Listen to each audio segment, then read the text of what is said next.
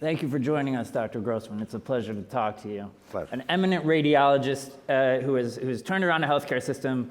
We're going to talk about that, but I want to start with the story which some of you are probably familiar with, but NYU is doing tuition-free medical school, which is a revolutionary idea. And if I understand the story correctly, this was the incoming class of 2022 sitting at their white coat ceremony, and you tell them that they're not going to have to go into debt $200,000.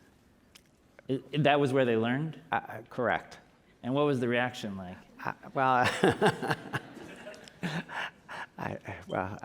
I'll tell you an anecdote. So one of the fathers yelled at his kid and pointed to, "You made the right decision." So I think it was overwhelming, frankly. Yeah. That the parents and the families and the kids were overwhelmed by the decision. And obviously there's a lot of factors that go into an investment like this by someplace like NYU, but what was the number one thing in your mind that made you want to make this happen? Well, number one, I was a scholarship kid, so I knew what it was like to be on the other side. And I also observed that these kids were actually living hand to mouth. And I could tell that when you offer food at lunch, everybody comes. And they were operating at the margin. And also, the fact is that the average debt for a medical student was approximately $200,000. And that mortgage is incredibly difficult to pay off during the years of internship, residency training, fellowship, et cetera. And the debt compounds. So another anecdote was that there's a primary care physician at NYU, and he had 2 kids. And both of them went to medical school. And the good news is one graduated with a little less than $300,000 worth of debt. The second kid married a doctor in medical school, and they had $600,000 worth of debt. So that debt is insurmountable. So why is it possible for NYU to do this when it seems so far from possible for other schools? Well, first, we viewed it as a moral imperative. And we believed that it was important for us, it didn't matter what anybody else was doing, to focus on that. And we focused on it for 12 years. And every time we did an event, it was for scholarships. When people asked me about philanthropy, I said the most important thing we're doing is endowment for scholarships. So we were very deliberate over the past 12 years. This isn't something that happens overnight, obviously. Yeah. So it was a lot of fundraising and donations that are going into paying this tuition for students. Correct. In the future. Do you think that's possible for other medical schools? I mean, is this going to become the norm, or is it unique that you had so many? No, I think it should be possible, and I think medical schools ought to ask themselves what they're doing with the tuition money as well. What are they doing? Well, that is a more interesting opportunity for discussion, and for us, we thought that we didn't want to obligate the students' families and the students for operational costs at the institution. And as I understand it, part of the idea is that more people might go into primary care and other of the lower paying specialties if they don't feel like they have to pay back this debt. Yeah, that wasn't really our goal. Okay, so that's just so we think primary care is important. In actual fact, NYU, because of that, and because we weren't perfect at developing primary care physicians, we are opening this year a second medical school on Long Island, which is tuition-free, which is focused on those individuals who profess to want to go into primary care. And that's going to be our 3-year. Is there a lie detector test or something? Well, that's the problem, isn't it? It's hard to know. And people could feel that they really want to go into primary care, and then they get interested in a particular specialty or see where their gifts lie. So I think the test of primary care is an artificial construct, frankly. But for us, it wasn't about that. It was simply giving all the students an opportunity to pursue their passions.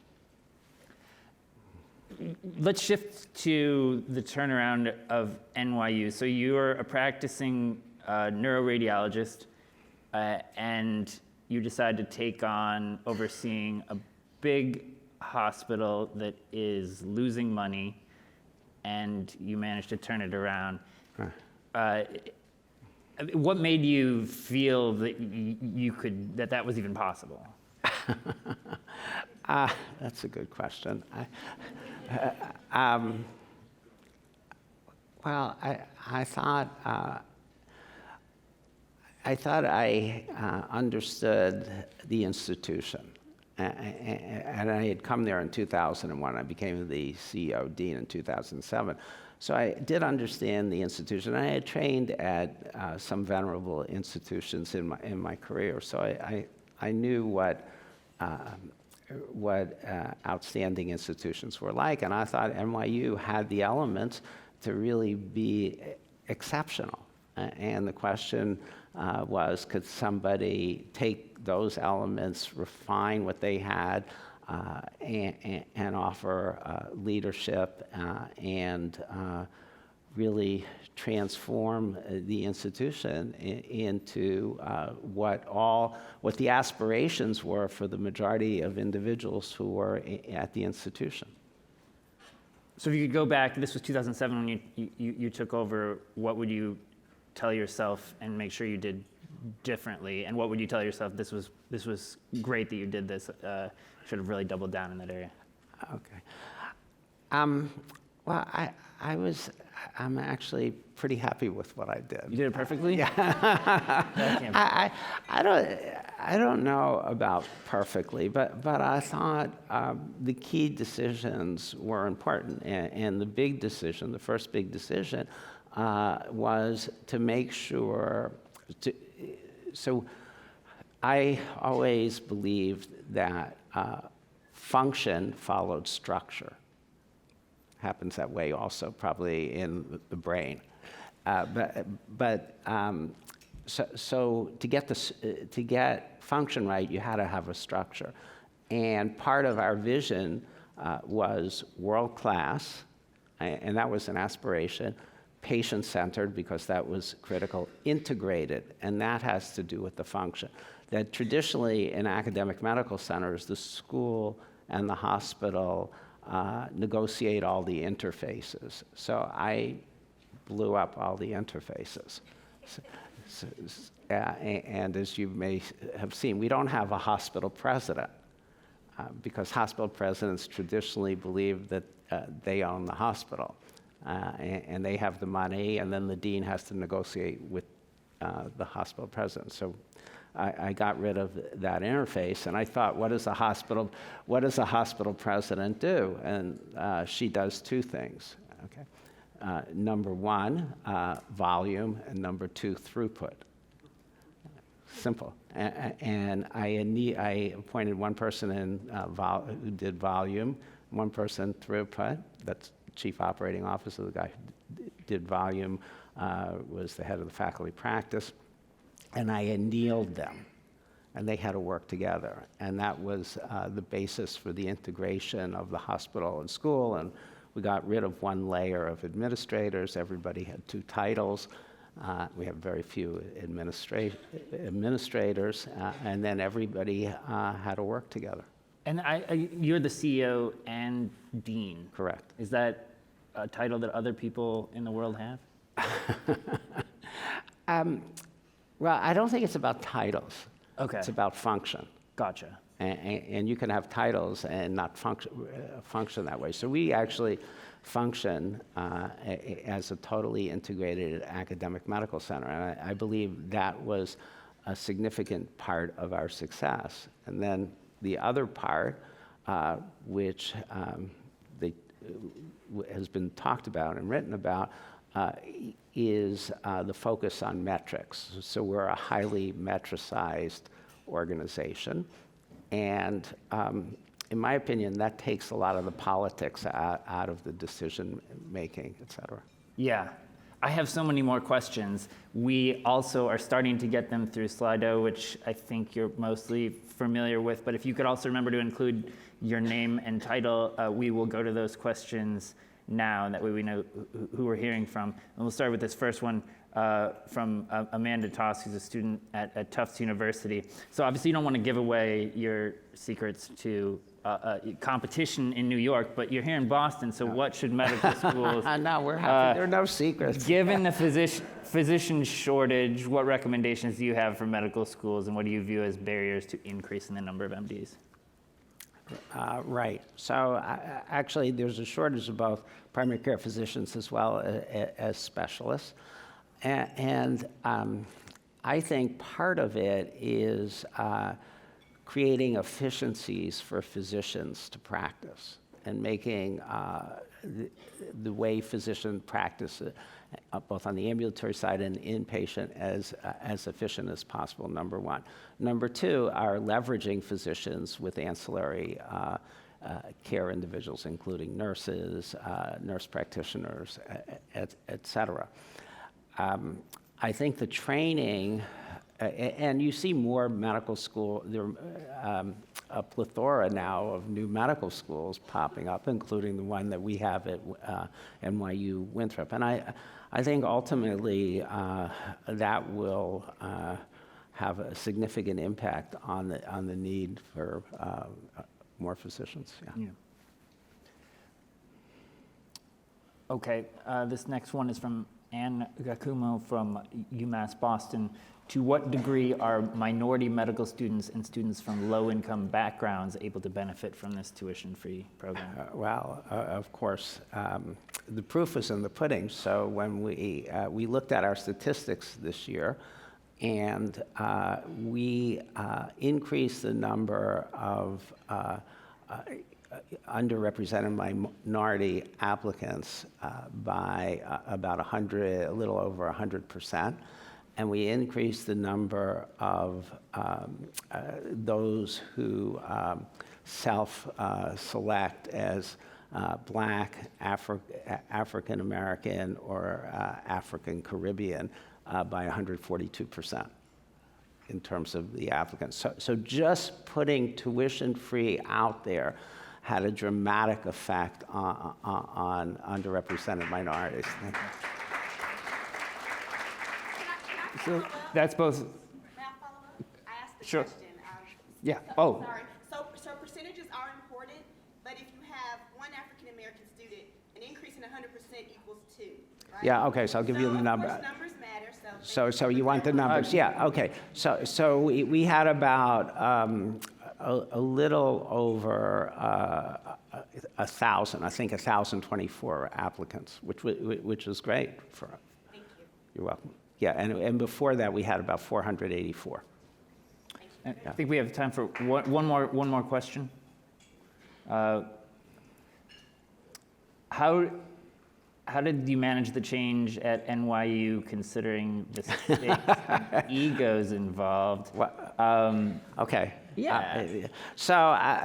Very. Without naming names, probably. No. I think that that is an incredible question. And so there's a book that just came out, not written by me. I'll do some publicity on it. It's called World Class. It's by a very famous scientist, William Haseltine, who came to us for a different reason and was so interested in what we did. He said, I'm going to write a book about how you transform the institution. And it just came out, and I think it speaks exactly about this. And within the time, a short anecdote about it. How do you transform? Well, I think the first thing is you have to understand the aspirations of the institution, and you have to tie those aspirations in with the strategy.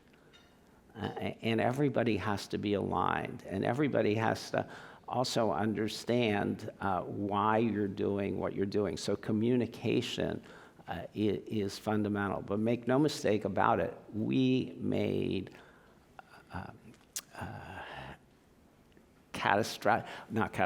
we made incredible changes, and the thing we changed most was the culture.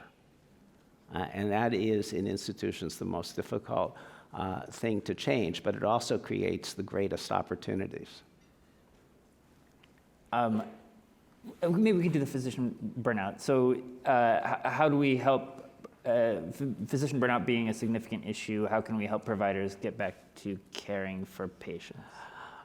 Right. Well, there are a lot of reasons for physician burnout. One of them, interesting, I'm going to go back to the tuition free. So we surveyed all the classes at the end of this year. And the thing that was most apparent, the number one lever for students, the thing that they felt tuition did the most was alleviate anxiety. Anxiety. That sounds good. That's about wellness, future wellness. So the first thing is alleviating debt. Second thing is valuing the providers and giving them opportunities, making them as efficient as possible and letting them be providers instead of bureaucrats. Yeah.